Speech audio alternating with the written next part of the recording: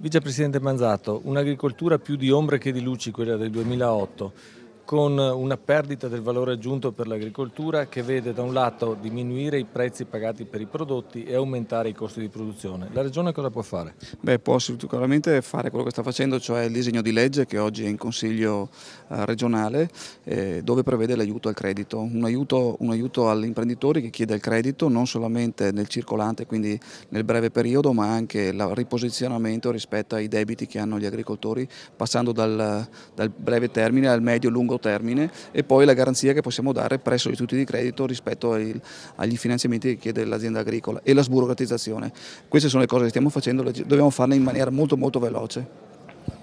E per promuovere le produzioni del Veneto presso i consumatori cosa si può fare? Ecco, qui stiamo cercando di chiudere degli accordi non solamente con la distribuzione classica e il piccolo commercio, ma anche con la grande distribuzione, perché i prodotti di alta qualità possono essere riconosciuti dal consumatore ma negli scaffali. Quindi un accordo che stiamo cercando di stringere con un protocollo anche che lega il turismo e tutta la parte commerciale.